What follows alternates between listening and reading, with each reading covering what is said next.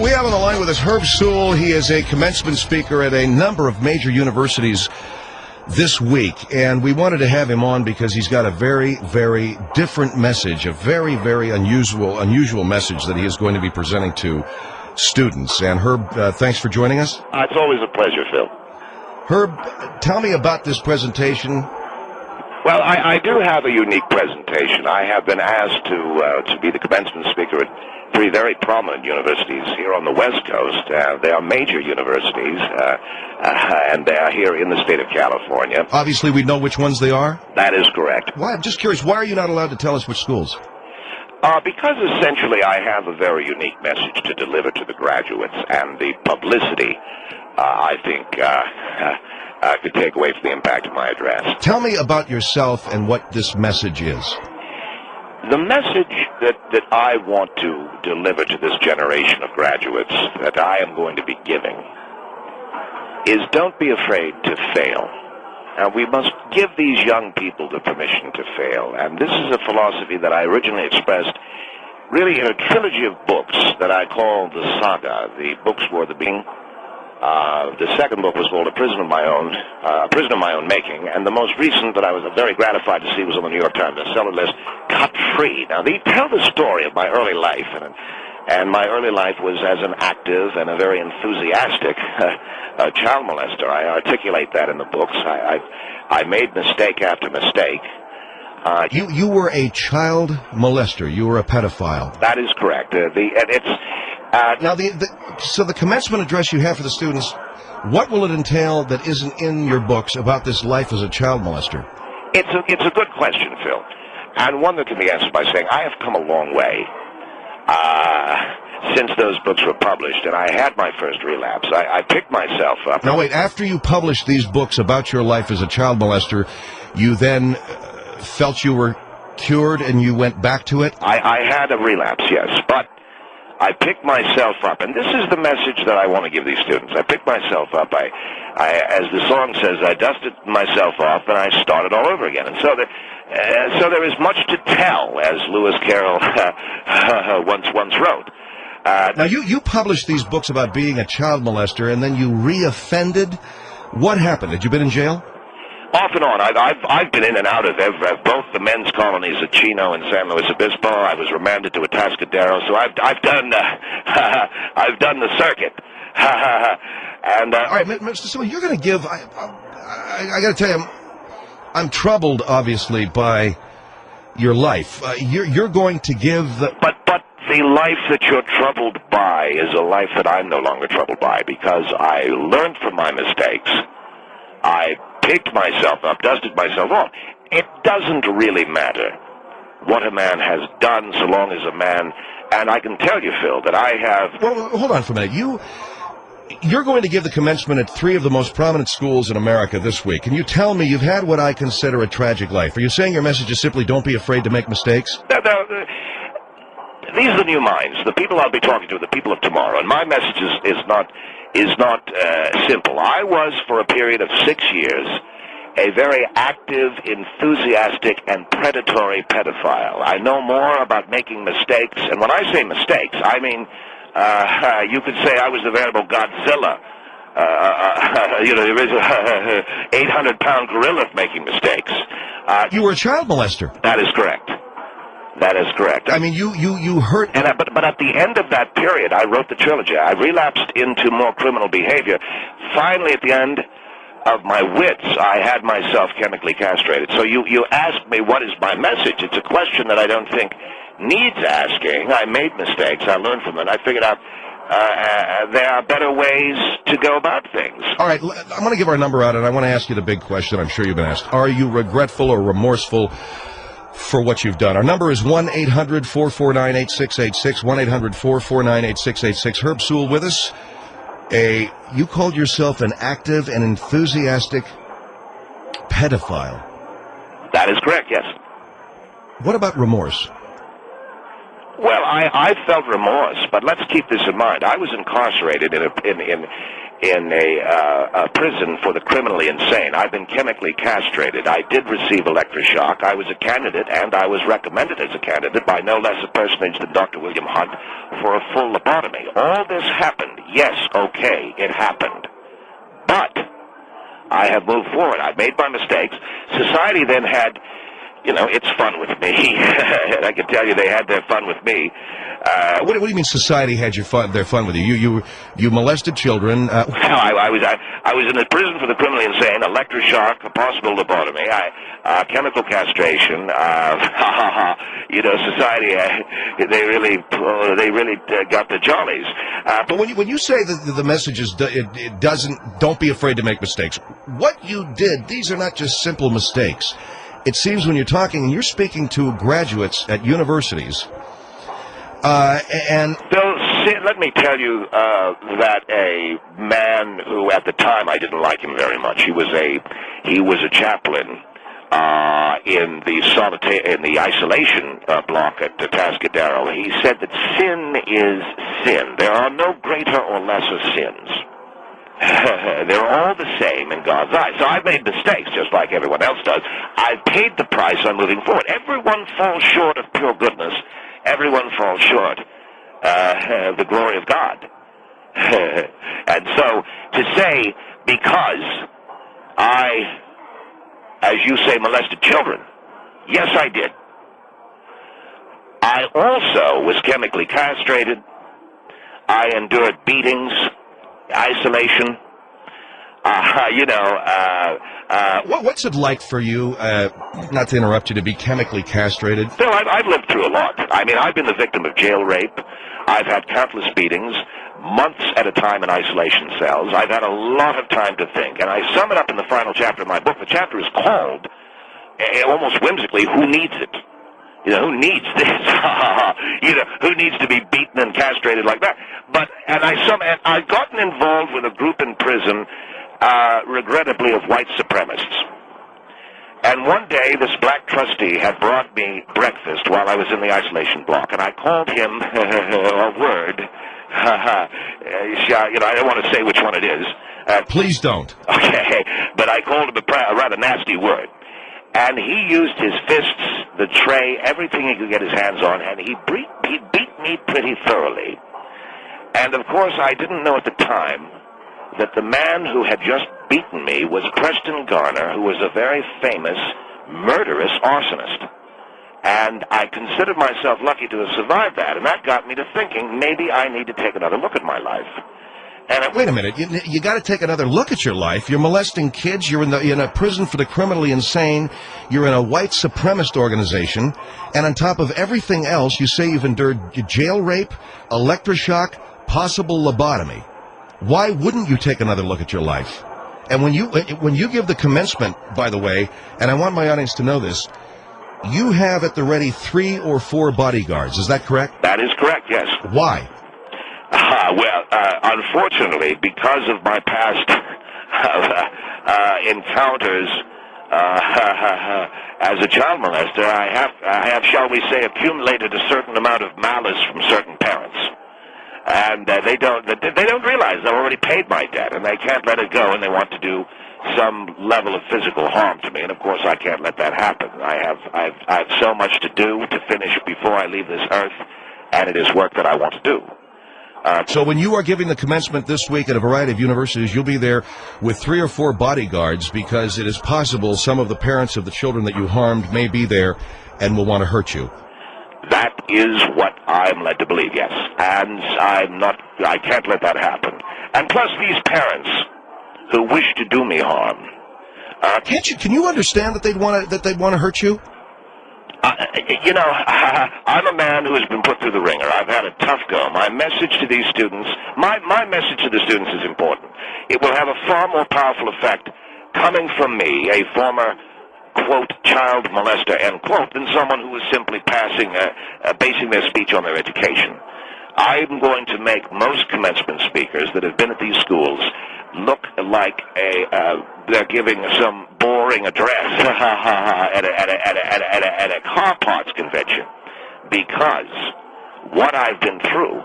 And No, but that doesn't answer my question. Do you understand why some parents would want to hurt you? You have 3 or 4 bodyguards. I have 3 or 4 bodyguards, yes. Because you've received threats. Yes, I have. Do you consider those people who have threatened you to be emotionally unsound? Absolutely. Why would you want to go and hurt someone who has paid his debt? I've paid my debt to society. You know, there isn't a thing that jail has to offer that I have not, on some level, experienced. And all right, well, you mentioned jail rape, a lot of these things. They're all very, very brutal. You say, though, and I'm using your words from your book, 6 years as an active and enthusiastic pedophile. And I was very enthusiastic. I enjoyed what I did when I did it. I've moved on. You don't make the same mistake twice, and you have got a pretty good handle, I think, on how life should go. And that's the message that I'm going to try to give to these students. And I will have the bodyguards there. And I'm regretfully, the parents that want to harm me, they're not going to touch me. I can't let that happen. I've got too much important work to do. I find so many of these parents need to continue to be angry. I cannot stop that. It's out of my power, but it's in my power to protect myself from these parents and say that they will not harm me. I have much work to do before I leave this earth. And for them to think that they can harm me, I think is ludicrous. all right, hold on. Herb Sewell is his name. You just heard him with your own ears. He is a, quote, former enthusiastic pedophile, end quote. He spent time at Atascadero, Chino, San Luis Obispo. He has been subjected to electroshock, chemical castration. His message, his commencement speech to university seniors will be, don't let mistakes hold you back. And he says that he has to travel everywhere with 3 or 4 bodyguards because there are enough parents out there that want to do him harm that he needs the bodyguards, but they won't stop him. He won't be deterred from the work he has to do. I think I'm talking to a guy that sounds moderately unstable. 1-800-449-8686, 1-800-449-8686, Phil Hendry Show. I want to know, and I have Herb Sewell on with me. Mr. Sewell spent time in maximum security prisons and also in a hospital for the criminally insane. I don't know if they call it that anymore. What do they call Atascadero now? Do you know? I will tell you this, Phil. I didn't stop to look at the sign on the front of the hospital when the halfway house, the coach from the halfway house came to pick me up. I did not look back at that institution at all. So I will tell you, however, that Atascadero has done a great deal of good for a great many people such as myself. and I say that even after having been almost beaten to death in the isolation block by this Mr. Garner. But I want to get back to the question that you had about my qualification to be a... Can I interrupt you for a minute? Certainly. Mr. Sewell, there is something very, very creepy about you, sir. I'm sorry. Well, I've had that effect on people. No, but I'm not hearing a man who sounds repentant for the horror that he has visited on people. Well, Mr. Henry, let me explain. A child molester, and I was that, is the distant cousin to the commencement speaker. Now, wait a minute. Now, but please let me finish, because... How about that? A child molester damages horrifically a child. A commencement speaker tries to send a young person off into the world with some sort of inspiration. Please allow me, sir, the courtesy that I've allowed you. A child molester, which, yes, I was. You know, it was funny because I hit on this when I was writing my 3rd book, Cut Free, that was anticipating my eventual chemical castration. And I said in the book that while I was doing some early work with children... You were horribly damaging children. If you will. It mutated into a talent for speaking to young people, which is what I'm going to be doing. Now, I want to also mention one thing here. Well, I got a phone call I want to get to. 1-800-449-8686. Can I just mention Sally Porvey, please, for just a moment? Go ahead. Her name is Sally Porvey. She is the mother of a boy that I had an unfortunate encounter with, shall we say. And she said at my trial that she wanted to kill me. What is so funny about that, man? I'm sorry? What is funny about that? I don't find anything funny about that. Well, you're going, ha, ha, ha. You're laughing about this. No, sir. It's. I find it ironic. This Porvey has stated publicly she wants to kill me. And, of course, I can't let her do that. I will hurt her before she hurts me. And I don't want to hurt her. I wanted to just mention the name publicly because if she comes near me, I will hurt her. And I don't want to, based upon the fact that I am trying to turn over this new leaf, if you will. 1-800-449-8686. Here is Bob. Bob, go ahead. You're on the line here with Phil Hendry and Herb Sewell. Yeah, Herb, you believe because you spent time in prison you served your debts to society, but well, that's what we're told anyway. No, the fact remains that the debt you owe the parents of these people you molested could never be repaid, and that's why they want to kill you. You can't understand that. Well, wait. But I you realize serve I've time in lost prison many... that you believe you served time in prison, so you're good. You're squared your debt. But that's only with society, not with the parents of these people. Well, when you say only with society, not with the parents, I'm not sure you're even clear on what it is you just said. What do you mean by that? I've caused many of these children problems, no doubt, but I have rehabilitated and I've learned to channel my energy into something healthy for these students, which is to be a commencement speaker. Now, Sally Porvey has stated publicly that she wants to kill me like a cop. I'm sorry? Psychologists say child molesters are never rehabilitated, first of all. Well, you know what? They may be right. Exactly right. It's a sickness that can never be cured. What about that? Second of all, yeah, okay, society says that's how you pay your debt. But if you have a child of your own, when someone, a monster... I would never have a child of my own, no. If a monster, then you can't possibly understand how a monster like yourself can cause so much damage, how a parent of that child would want to kill you in a heartbeat. Mr. Sewell, and sitting in jail does not eradicate that problem. Can you comment on that, please?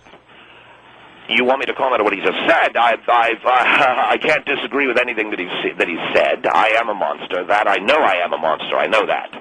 Are you rehabilitated? But I know that if Sally Porvey or any of these parents that have threatened me came near me, I would have to hurt them before they hurt me. Now, I don't want that to happen. I do travel with bodyguards, and I do have a story to tell. Understand, if you were on the isolation ward that I was on with some of the most bona fide psychopaths this world has ever seen, I was beaten within an inch of my life by one of them with a food tray. What is this a nervous laugh of yours, sir? I'm sorry? Is that a nervous laugh of yours? You have a nervous laugh when you mention something particularly odious. I suppose it is, yes. But you have to understand again. Chemical castration, shock therapy. I'm almost proud of this, by the way, Bob, when I list these to people. I've been chemically castrated. I've had shock therapy. I've been engaged by psychopaths. I was a member of a white supremacist group. What more can you do to me? What more can society do to me? Do you understand what I'm saying, sir? It doesn't mean that you're cured of the problem. Okay, Bob, thank you for your call. 1-800-449-8686. Herb Sewell. He used to be a child molester. Now he's giving commencement speeches at universities. 1-800-449-8686. Sewell is my guest. Mr. Sewell spent 10 years behind bars at some of the tighter security prisons in the state of California. His crime, he was a criminal pedophile, a child molester. Mr. Sewell volunteered for chemical castration. He has, your own admission, Mr. Sewell, you've had electroshock. Well, if I could interrupt, I was going over my mind the things that I have done to try and make these amends to society that everybody says I should. But I was, as I mentioned, I was beaten by Preston Garner. Mr. Garner was a homicidal arsonist. I don't know if you're familiar with his crimes. No, sir, I am not. Mr. Garner burned to the ground a summer beach home in the Newport Beach, Laguna Beach area, after he cemented the doors closed with a family of 6 people inside, and he did it for no other reason than he said he needed a little entertainment. And all right, so he's a sick, twisted freak who beat you up in prison. Beat me up. He beat me within an inch of my life. I feel I've been stabbed in racial gang fights. I got stabbed 15 times in a gang fight out on the yard at Terminal Island. What more can you do to me? Now, I do know that Richter Hauser, Sally Porvy, Manuel and Rosalie Escobar. Who are these people? These are the parents of some of the young clients that I had. And when you say a client, I mean the children that I harmed. Yes. What does it mean? Your clients? Look, here is the 3 things. What do you mean your clients, sir?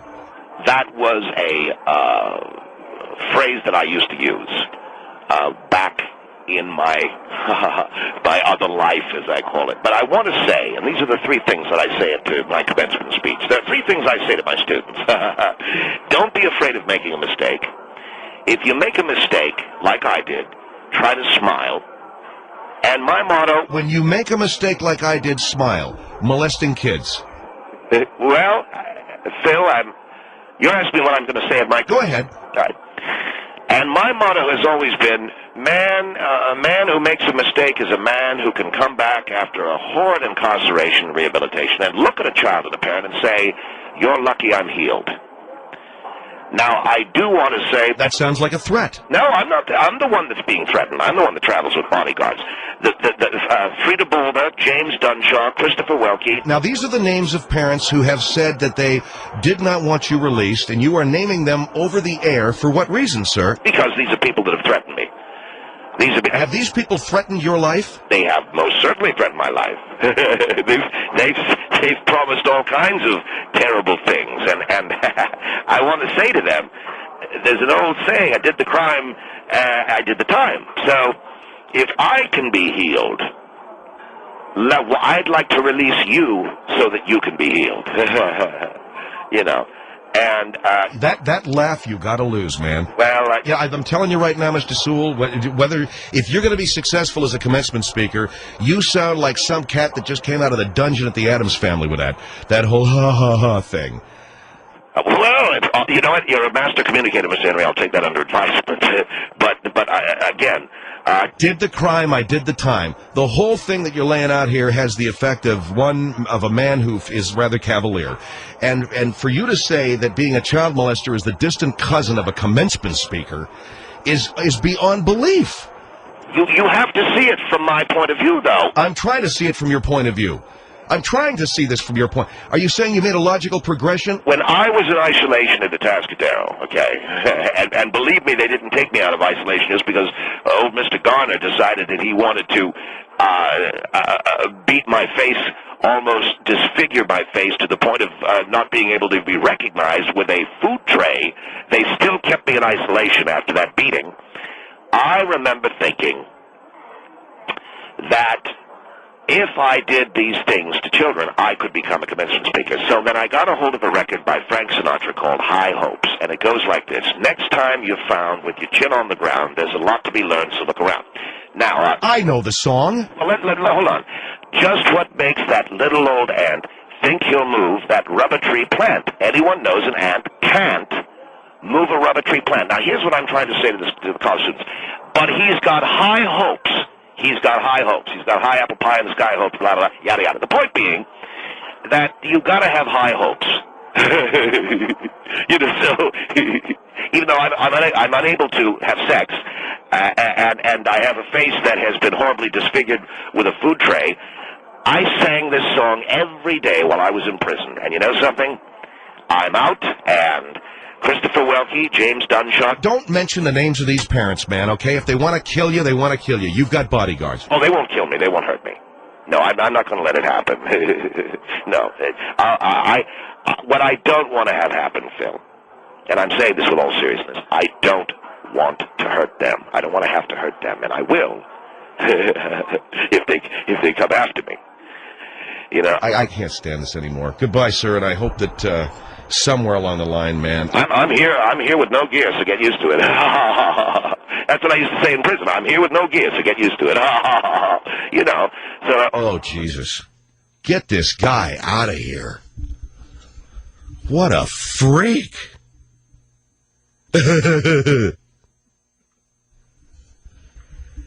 Just what makes that little old ant move a rubber tree plant. Can you imagine that guy on the block there in Atascadero?